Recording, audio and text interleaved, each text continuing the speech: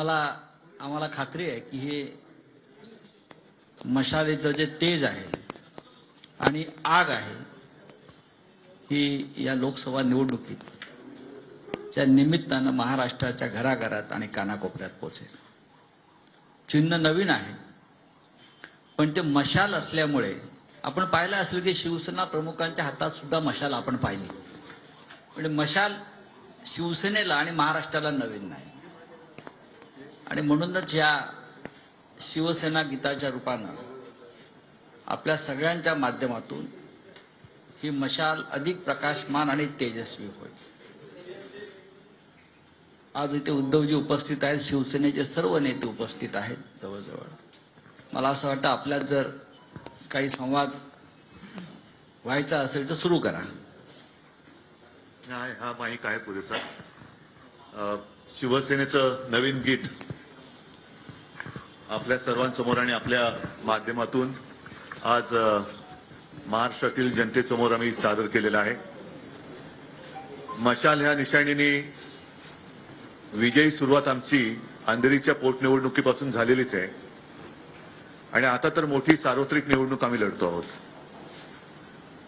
महाराष्ट्राच्या कानाकोपऱ्यामध्ये मशाल चिन्ह हे पोचलेलं आहेच आणि ही मशाल नुसतं एक चिन्ह म्हणून नाही तर आता जो काय सरकार विरुद्धचा असंतोष आहे तो या मशालीच्या रूपाने भडकणार आहे आणि त्याच्यामध्ये ही हुकुमशाही राजवट आणि जुमलेबाजी राजवट जाळून भस्म होईल हा मला आत्मविश्वास आहे।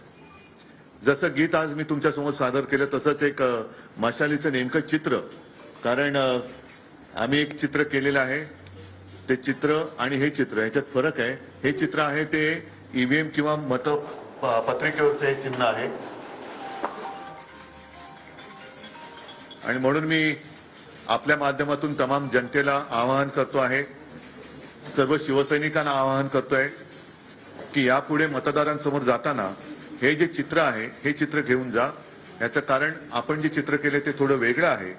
पुन्हा मतदानाच्या वेळेला या चिन्हात आणि त्या चिन्हामध्ये कुठेही गैरसमज होता कामा नये म्हणून हेच चिन्ह यापुढे प्रचार करताना सर्वांनी वापरावं अशी मी तमाम शिवसैनिकांना आणि महाविकास आघाडीच्या सर्व मित्रपक्षाच्या कार्यकर्त्यांना जिथे जिथे शिवसेनेचे उमेदवार आहेत तिथे हे चिन्ह वापरावं अशी मी विनंती करतो आहे। आता याच्या पुढे आपल्या मनात काही प्रश्न असतील तर त्यांना उत्तर द्यायचा मी प्रयत्न करतो।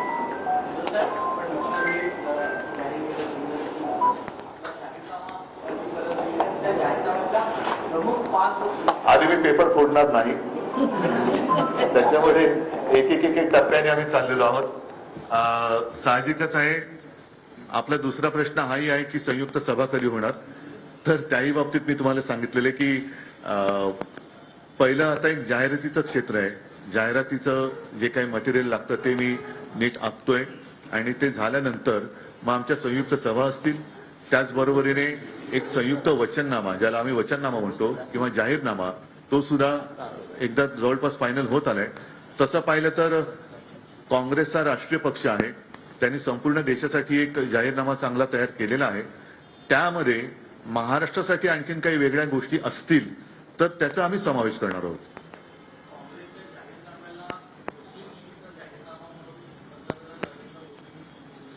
ते सांगू शकतात कारण त्यांचा आणि मुस्लिम लीगचा संबंध हा स्वातंत्र्यपूर्व काळापासून आहे।